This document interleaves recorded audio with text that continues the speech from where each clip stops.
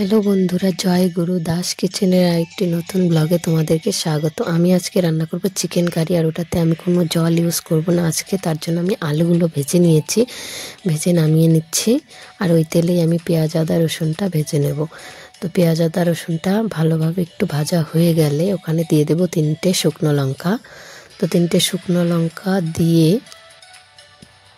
আর একটু ভালো করে ভেজে এটা নামিয়ে নেব, বাটাতে দিয়ে বেটে নেব। ওটাকে বাটা হয়ে গেছে, এখন বাটাটা নামিয়ে নেব। আর ওদিকে আমি মাংসটা ধুয়ে রেখেছিলাম, তো ওখানে দিয়ে দেব লবণ, হলুদ, জিরে গুঁড়ো, আর ওই বেটে রাখা মশলাটা দিয়ে দেব।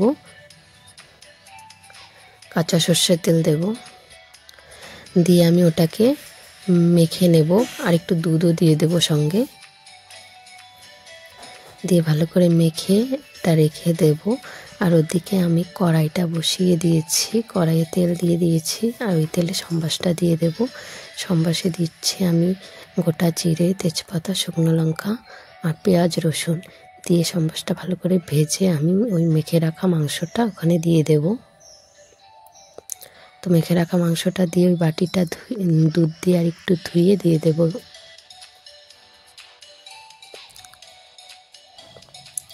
দিয়ে একটু নেড়ে চেড়ে আমি এটাকে ঢাকা দিয়ে দেব। ঢাকা দিয়ে 5 মিনিট মতো রেখে আমি ঢাকাটা খুলে নেব। ঢাকাটা খুলে আর একটু ভালো করে কষিয়ে নেব। তো কষানোটা প্রায় আমার হয়ে এসছে, দেখতে পাচ্ছ তেল ছেড়ে গেছে। এখন আমি এটাতে দিয়ে দেবো ওই ভেজে রাখা আলুগুলো। তো ভেজে রাখা আলুটা দিয়ে আর একটু ভালোভাবে মাংসটার সঙ্গে মিশিয়ে নেব। নেড়ে চেড়ে মিশিয়ে আমি দুধ দিয়ে দেব। তোমাদেরকে আগেই বলেছি আজকে আমি কোনো রকম এটাতে জল ইউজ করব না, তো তার জন্য আমি দুধটা ইউজ করছি। তো দুধ দিয়ে নেড়ে চেড়ে একটু জাল করে নেব। জাল করে আমি এটাতে 3টে কাঁচা লঙ্কা দিয়ে দেব। কাঁচা লঙ্কা দিয়ে এটা নেড়ে চেড়ে নেব। আর গরম মশলা গুঁড়োটা আমি অফ ক্যামেরাতে দিয়ে দিয়েছি, ওটা দেখাতে ভুলে গেছি।